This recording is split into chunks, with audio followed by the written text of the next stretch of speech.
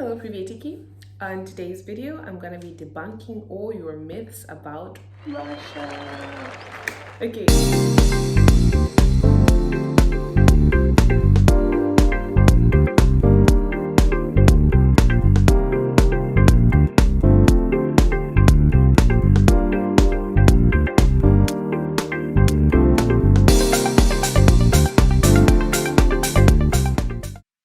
Let's get started. Somebody asked me about this video a month ago and I'm only getting the chance to film it now, so I'm just gonna do a quick one to let you guys know the gist. So first things first, like me, if anybody else thought that there are a lot of bears that move around in Russia, because that's what we see on TV, we see bears, snow and all that stuff. First of all, I want to say that bears are dangerous. Okay, I didn't know, so if anyone else didn't know, bears are apparently very dangerous. And they're never found in the city, they're found in the bush. Just like, you know, the way people think that in Africa there are lions or we live with lions. Yeah, there are no bears in the city, they all live in the bush. I'm going to go quickly through the myths about Russia, then we'll talk about Africa, right? So number 2 is vodka. A lot of Russians drink vodka. To be honest, I have not had first-hand encounter with alcoholics in Russia. It's because probably I spend my time working or school, but I do hear that there is a lot of intake of vodka in the clubs and all of that, which is logical. But yeah, but it's not as much as okay, let me not comment on this one, but I don't think I think it's not as much as we actually hear it is, like vodka. Maybe it's just a good drink that has been made here and that has gone international and people have decided to make it like this is their thing.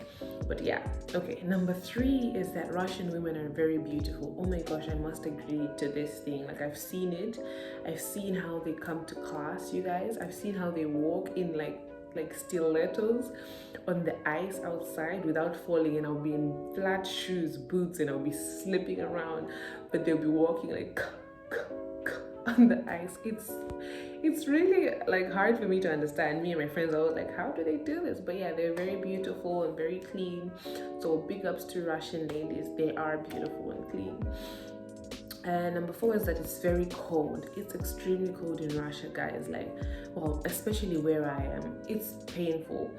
The temperature here goes as low as -40, -45. So like when you're outside, you're not only feeling cold. You know how we feel cold in Zambia? Here it's like you're feeling pain. It's like pain on every part of your body, and because we can't cover our faces, our heads, it's like there's a hammer hitting our head, like boom, boom, boom. It's very, very, very painful. Yeah. Let me get right into the things that Russians think about Africans, or what I've experienced. Not all Russians think this way, but what I've experienced. So the first thing I've been asked all the time is this your real hair? And cause I change hair, I change wigs all the time, and you know, my African girls are always asking me, who's your hair plug? Who's your hair plug? But here they always ask me, is this your real hair? I remember I was wearing a long wig like to school one day, and the following day I wore a short wig, and the girls were like, why did you cut your hair? What's wrong? You didn't like it, blah blah blah. I'm like, guys, no, this is a wig, you know. So that's one thing. I don't know why, but yeah, they always ask, many people always ask about my hair, if it's my real hair, how I do it, how many times I wash it, and all of these things, you know. Number 2 is I have received sometimes when, I don't think this is racism, I think this is maybe ignorance, but when people ask like, did you like get really tanned? Why is your skin like that? Did you get really tanned? And I'm like, no, this is just the way I am. Yeah, but it's nothing like over intentionally racist, you know. And the thing about racism, people say that there's a lot of racism here. To be honest, there is not that much racism. I've managed to live without feeling like my life is threatened, you know. I move around freely, I meet a lot of people in my working sphere, and they're very kind, very understanding, and they understand that I'm a person just like they are.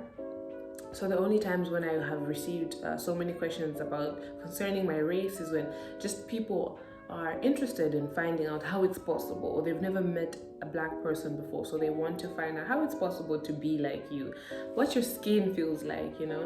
And I have a friend who, she has a big booty, and so when she's moving around, she has said that sometimes people have tapped her which is sad, but I understand.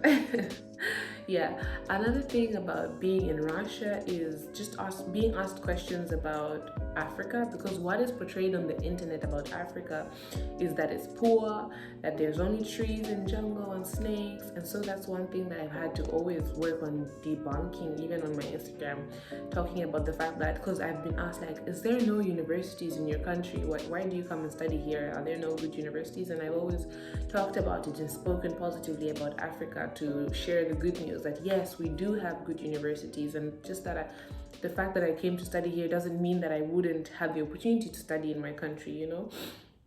And so there's questions about, do you live with animals, you know, do you live with lions and all of that stuff? And I've said, no, I live in a good home, you know. And there've been questions like, what about the medicine, you know, about hospitals? Do you have good hospitals? Do you have good water and electricity and all of that? And I have spoken good. I have said we do have electricity, we do have water, we do have good hospitals and all of that. And when I must, I do actually mention that even though right now we are going through this thing like load shedding, just be truthful about your problems, you know. There's no use to be like, oh, everything is the fact that we do have certain problems. I do open up and say we are facing this problem right now, which is for example electricity, load shedding and all of that. But it's not it is a big deal, but it's not like Africa sucks, it's not like we suck, it's not like my country sucks. We also have good things, you know. So yeah, just being patriotic about my country, representing my country well. I love carrying the flag of Zambia, you know. And also I've gotten questions about my lips, for example, because they're quite big. So people always ask me like, who's your doctor? Why do you have such big lips? Who's your doctor? And I'm like, guys, it's my mom. This is in my genes. I didn't do anything to my lips and all of that. Or my shape, like who did you go to get such a nice shape? You guys. Yeah, they say African women have a very beautiful shape and very beautiful lips, you know, and they also like African men. So those are some of the good things that we've had or we've seen and experienced here, you know. But generally, living in Russia as a foreigner, it's not bad. I think the only thing is if you don't understand the language, then you're gonna have to learn one way or another, because you can't get your way around, because not many people speak English. So it's either you're going to be depending on a translator, or you're going to be using sign language, which will only get you so far.